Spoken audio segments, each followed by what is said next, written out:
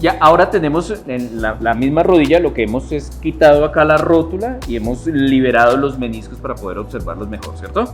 Entonces, ¿qué podemos decir de los meniscos y los cruzados ahora como en esta rodilla que es muy similar a la rodilla humana? Entonces podemos observar acá que al flexionar la rodilla, el cruzado anterior se tensó. Ok. Pero al extender la rodilla, el cruzado posterior se tensó. Ok. Hemos liberado también los meniscos. Fíjense la posibilidad de movimiento que tienen acá. Nos damos cuenta en este menisco, por ejemplo, que ya la parte inferior es más plana, ¿cierto? Para que case perfectamente con los platillos tibiales, pero la parte que corresponde a la parte superior es convexa. Ok, perfecto. En ese caso, para que case con los cóndilos femorales. Cuando se lesiona o la gente dice, tengo una lesión de meniscos, ¿qué es lo que pasa? Ellos se pueden desgarrar, ¿cierto? Ellos se pueden romper, cortar o se pueden comprimir algunas porciones de ellos, ¿cierto? Exactamente, y por eso cuando estamos ante personas que han tenido lesión meniscal, las pruebas que se hacen buscan mirar, uno, si hay bloqueo articular, porque al quedar esto atrapado aquí, supongamos que quedó atrapado ahí, ya no nos va, aquí nos da la posibilidad de movimiento porque está liberada los ligamentos. Sí. Pero aquí nos bloquearía y no nos deja pasar para que generemos el movimiento. Ok, el bloqueo entonces es esa sensación que muchas personas refieren que cuando flexionan la rodilla no la pueden extender o que tienen extendida la rodilla y no la pueden flexionar. O sea, eso es de mal pronóstico cuando pensamos un poquito en lesiones de meniscos. E inmediatamente ortopedia empieza a mirar desde la resonancia qué tipo de lesión tuvo el menisco para determinar si en ese momento hace o no hace la cirugía. ¿Cuáles son factores de riesgo, por ejemplo, en fitness para lesionarse los meniscos? O sea, cosas que hagan las personas que favorezcan la lesión de meniscos. La primera que hemos dicho es que saquemos de la línea de movimiento propio de la articulación a la articulación. Okay, entonces ya sabemos que la rodilla nos hace la flexoextensión, ¿cierto? Pero la tibia para el proceso de marcha nos hace rotaciones externas y rotaciones internas, pero son leves, son 50 grados nada más. Entonces esas rotaciones, cuando nosotros sacamos la articulación de ese contexto, miren aquí cómo se comprime el menisco en la parte posterior, ¿cierto? Ajá, perfecto, se ve muy bien. Acá, si me voy aquí a la parte de extensión, comprimo en la parte anterior, pero si me voy a la flexión, más en la parte posterior. Entonces, todo aquello que me lleve a fuerzas compresivas, rotacionales, cizallantes, con cargas superiores y fuera de la línea, me van a facilitar la lesión de los meniscos. Si yo hago, por ejemplo, una sentadilla y la sentadilla la cargo con 100 kilogramos y bueno, digamos que son 50 y 50 en cada rodilla, ese peso extra también es amortiguado por esos meniscos. Claro, porque es que aquí funciona como una almohadilla. Esa almohadilla lo que va a ayudar es a, uno, dar una mejor distribución de la carga, tener una mayor área. Dos, al hacer congruente la articulación va a permitir que los movimientos se generen y se disminuyan también las fricciones con ese líquido sinovial del que hemos estado hablando. Ese líquido sinovial también va a ayudar aquí a amortiguar. ¿Por qué? Aquí tenemos una esponja, ¿cierto? Esto es la misma característica del cartílago. Es altamente poroso, es permeable. Entonces, en el momento en que yo estoy sin soporte de carga, está así infladito, ¿cierto? Y está con líquido internamente. Si yo soporto carga, entonces lo que va a hacer es esto. Ese sería el líquido sinovial. Me tomo carga, el líquido sinovial sale y cambian las características. Cambia la característica e inmediatamente quito carga, entonces el cartílago articular vuelve y chupa. Vuelvo y cargo, miren, ahí está, sale. Descargo y va a funcionar en esa forma.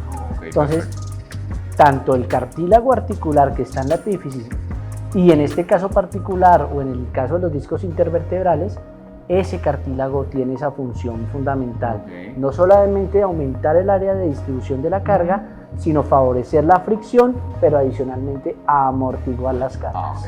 Por eso es que lo vemos de manera usual, solamente la gente no lo entiende y tal vez no lo comprende, pero pues quienes vivimos en el área de la salud nos damos cuenta de ello, y es que las personas que han hecho sentadillas, los powerlifters que han aguantado gran cantidad de carga, casi siempre, por no decir siempre, generan lesioncitas allí a nivel meniscal y a nivel obviamente de los discos intervertebrales, así ellos crean que pues, pueden hacer la sentadilla con los 200, 250 kilogramos y no va a pasar nada a largo plazo. Hablemoslo desde lo agudo. Volvamos al ejemplo. Si está aquí, cargó los 200, 250, hizo esto. Pero es que inmediatamente no dejó de cargarlo. Siguió cargando.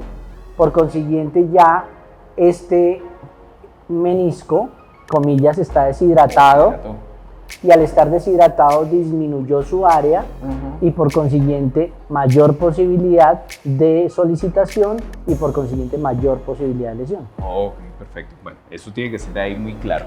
¿Qué más podemos decir de los ligamentos cruzados? Acá se ve, por ejemplo, el cruzado anterior claramente. Ok, entonces de los cruzados habíamos dicho que en la flexión se tensa el cruzado anterior, en la extensión se tensa el cruzado posterior. Sí. Es decir, que si yo estoy en extensión, lo que el cruzado posterior está haciendo es evitando que la tibia se vaya hacia atrás o el fémur se vaya hacia adelante. Entonces, si quieres darle hacia atrás, yo lo doy hacia adelante. Acá. Y ahí el cruzado posterior está trabajando. Está tenso, ok. Si hacemos lo contrario, entonces voy a evitar que el fémur se vaya para atrás, pero que la tibia se vaya para adelante. Entonces ahí es el cruzado anterior. Ok, yo estoy jalando en este sentido y el fémur va para atrás. Ok. Si yo miro los ligamentos de frente, entonces se van a ver cruzados. Ajá, de ahí viene el nombre. De ahí viene el nombre. Pero si yo los miro lateralmente, que aquí no lo alcanzamos a ver, son paralelos. Ok. ¿Cierto? Sí. Entonces, de igual manera, en los movimientos de rotación, aquí, bueno, ya la articulación se nos va completamente, se genera el fenómeno de tornillo, en el cual los ligamentos cruzados se enrollan entre sí. Okay. Para evitar que se aumente la rotación tibial externa o la rotación tibial interna. Pero eso solamente se dará cuando la rodilla esté en flexión. Okay.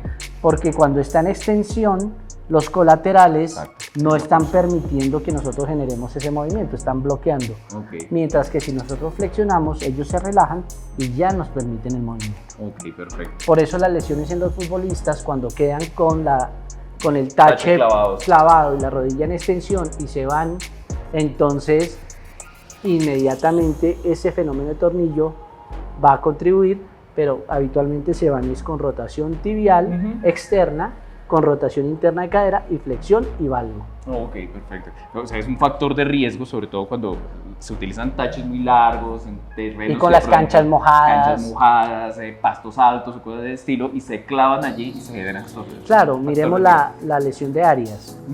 Simplemente él queda clavado con la parte posterior y se genera un torque o un movimiento rotacional donde el eje se convierte en el tobillo. Y ahí es donde se da la luxación y se da la fractura. Ok, perfecto. Bueno, esto afortunadamente en fitness no es muy usual. Sin embargo, no deja uno de verlos, por ejemplo, movimientos, o sea, como las zancadas, en donde la rodilla empieza a generar movimientos laterales, cosas de ese estilo. Sí, en fitness no se ve mucho, pero cuando se ponen a inventar los ejercicios, por ejemplo, que hacen la tijera, que la hacen cruzada atrás y van cargados, entonces ahí estamos sacando de línea las articulaciones y estamos aumentando los riesgos de lesión. Ok, perfecto. Bien, ¿qué más podríamos decir de la rodilla para ir ya cerrando? Yo creo que es un contexto bien interesante. No, básicamente de la rodilla podemos decir que biomecánicamente es una estructura que a partir de nuestro paso de la posición cuadrúpeda a la bípeda ha tenido que asumir grandes responsabilidades. Entonces, tanto mecánicamente como fisiológicamente como anatómicamente ha tenido que entrar a soportar la mayor parte de nuestro peso corporal.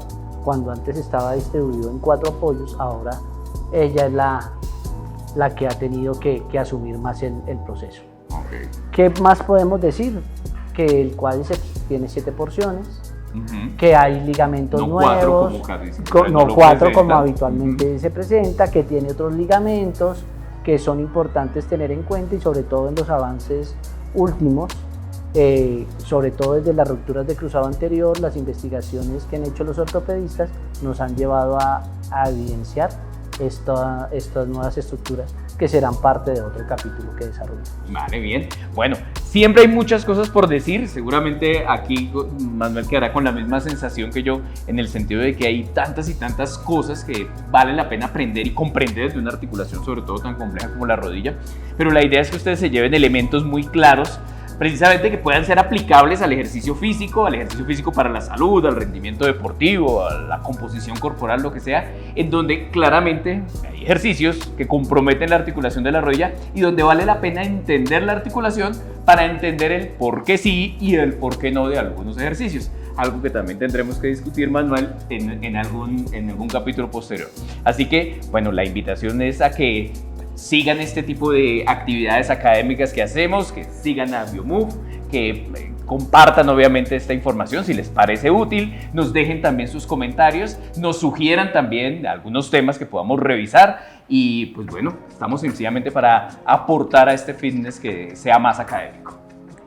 Entonces, es así como dice Henry, es importante recordar que entre más conozca uno sobre las estructuras y su comportamiento, más fácilmente va a poder saber qué es lo que puede hacer y lo que no debe hacer. ¿Por qué? Porque no hay ejercicios contraindicados. El contraindicado es el que no se prepara científicamente para dirigir. Bien, perfecto. Bueno, un abrazo y estaremos pendientes de más contenido académico. Que estén muy bien.